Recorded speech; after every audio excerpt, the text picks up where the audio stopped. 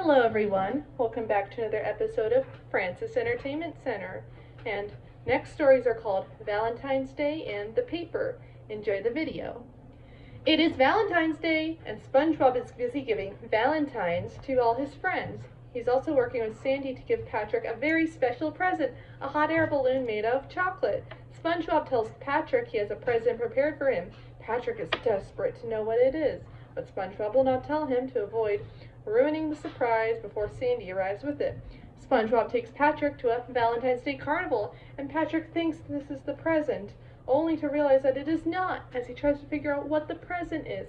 SpongeBob calls Sandy, who is flying the chocolate balloon to the carnival, and tells her about his curiousness. Unfortunately, a flock of ferocious chocolate-eating scallops attack her, and she tells SpongeBob that she's going to be a little late.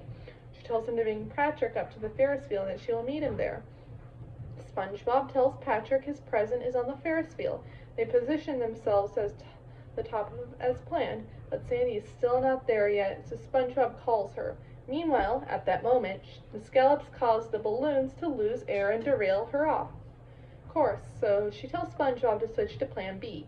Therefore, SpongeBob is forced to lie about the gift, and Patrick's present is limited to a friendly handshake, and he is grumpy for the rest of the day at the carnival. Later, the two are sitting on a bench, and everybody thanks SpongeBob for giving them presents. Consumed by anger and jealousy that a handshake is not the same as the others, Patrick goes berserk and wreaks havoc across the Valentine's Day carnival. He ends up cornering several citizens, including SpongeBob at a dead end at the Goo Lagoon dock.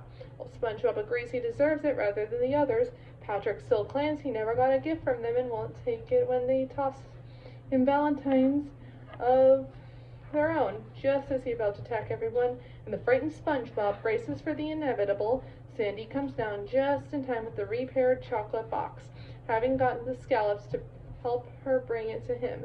SpongeBob and the citizens desperately tell Patrick to turn around, but he does not budge, not believing his real Valentine is behind him after what SpongeBob did earlier.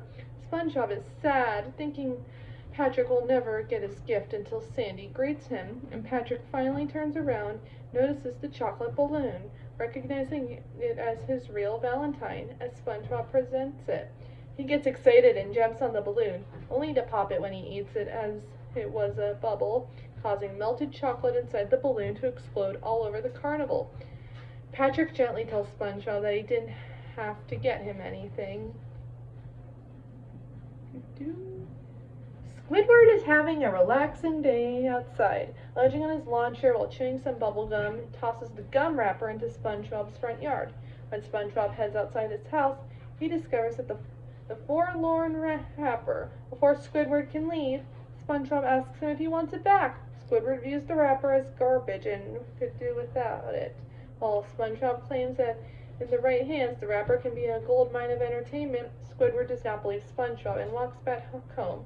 SpongeBob asks him repeatedly if he wants it back, but he still refuses to keep it, asking SpongeBob to promise him, no matter how hard he begs, please, or cries to have it back. After Squidward is out of SpongeBob's sight, SpongeBob decides to keep the promise and says to the paper he's lucky to have a friend like Squidward. Squidward is back inside his house to continue his relaxing day when he hears SpongeBob's obnoxious laughter and begins to play his clarinet to tune it out. He still hears SpongeBob's laughing and opens the windows to ask SpongeBob what he is giggling about. It turns out that he is thinking about all the fun he is going to have with the paper, wondering how anyone can have fun with a piece of paper. Squidward starts to play his clarinet again, but is once again interrupted. Squidward gets very angry and opens his window again to see SpongeBob frolicking with the paper and showing Gary what fun things he can do with it. He first pretends to be a superhero, Super Sponge, using the paper as his cape. Then he pretends to be SpongeBob Jungle Pants and swings on vines, wearing the paper as a loincloth before calling his animal friends. Gary encourages SpongeBob to indulge his creativity, as he next becomes a box of army supplies using the paper as a parachute. Finally, he pretends to be a bullfighter, with the paper being the blanket and having Gary as the bull. After doing impressions of a guy with a mustache, a pirate with an eye patch, and a regular guy with an eye patch, SpongeBob starts to suck the paper in through his holes and pull it back out repeatedly to Squidward's amazement. SpongeBob even makes origami of a bird snowflake and paper dolls by swishing the paper around with his mouth.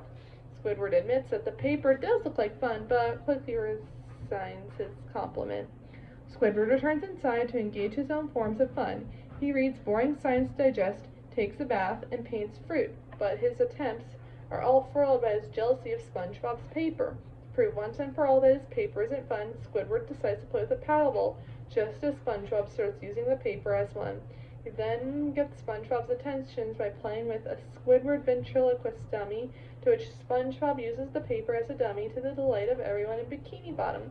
Squidward rides his shell car and asks SpongeBob if the paper can be as fun as that, only for SpongeBob to hover above Squidward, using the paper as a propeller. Squidward then asks SpongeBob if the paper can play music and starts to play Mary Had a Little Lamb on his clarinet poorly.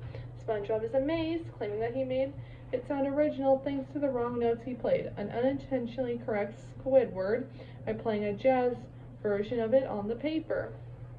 Finally, having had enough, Squidward demands SpongeBob to give him back his paper, but SpongeBob reminds Squidward that he told him to never give it back and is sworn to the promise made upon doing so.